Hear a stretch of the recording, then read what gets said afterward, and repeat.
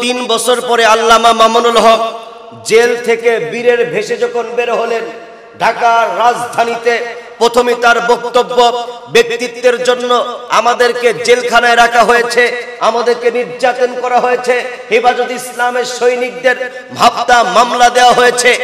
আমরা বলতে চাই যে এই দেশের মধ্যে যখন ইসলাম এবং কোরআন নবীজির বিরুদ্ধে যদি কথা বলে, তাদের সঙ্গে আমাদের কোনো আপোষ নাই।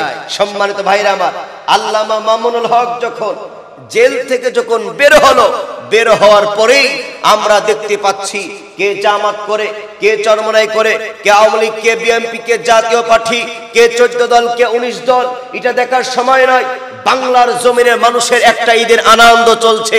মানুষেরা সকলেই ফেসবুক, ইন্টারনেটে, রাস্তা বাজারে যে যেখানে দেখা হচ্ছে, মানুষটা আনন্দের সাথে বলছে আল্লাহ মামুনুল হক মুক্তি পেয়েছে, আল্লামা মামুনুল হক মুক্তি পেয়েছে। শাইখুল হাদিস বিন শাইখুল হাদিস আল্লামা আজিজুল হকের যোগ্য সন্তান আল্লামা মামুনুল হক মুক্তি পেয়েছে। আমরা সবাই আনন্দিত।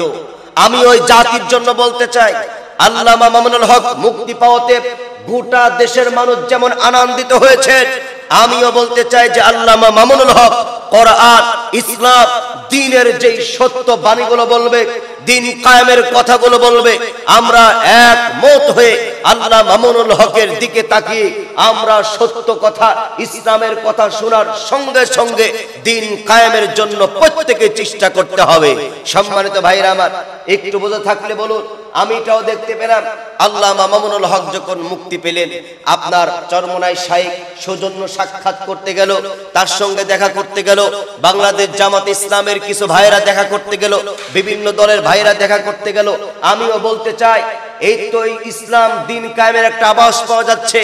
আল্লামা মামুনুল হক মুক্তি পেয়েছে, তারপরে প্রতিটা দলের মানুষের মধ্যে একটা বিনয়, একটা ভালোবাসা, আনন্দিত বোঝা যাচ্ছে।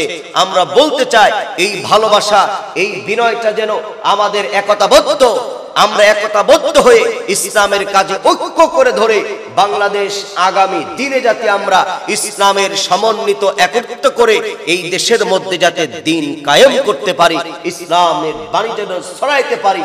আমরা মুসলমান আজকে মজলুম, আজকে ফিলিস্তিনের দিকে তাকান, আজকে বিভিন্ন সিসনিয়া, বসনিয়া, বিভিন্ন রাষ্ট্রে আজকে মুসলমানরা নির্যাতিত হচ্ছে।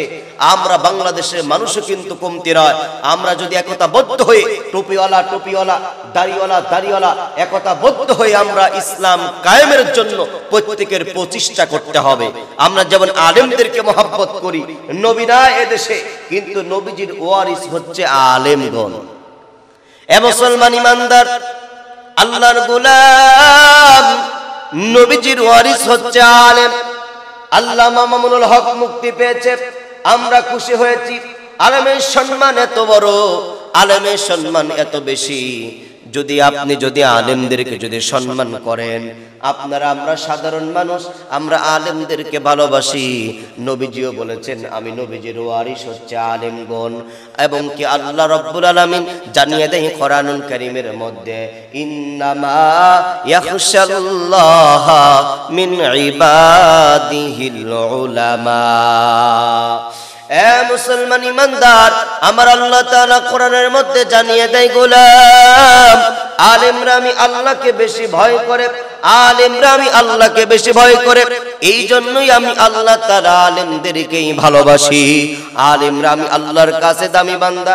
আজকে আলেমরা যেদিকে যাব, আমরাও সেদিকে যাব।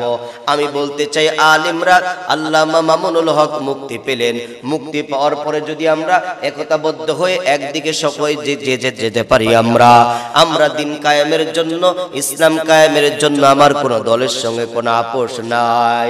যখন আমরা মুসলমান, নামাজে যখন আমরা দাঁড়িয়ে যাই, একজন আওয়ামী লীগের পাশে একজন বিএনপি দাঁড়ায়, একজন জামাত করে পাশে চরমনায় দাঁড়ায়, একজন আওয়ামী লীগ করে পাশে চরমনায় দাঁড়ায়।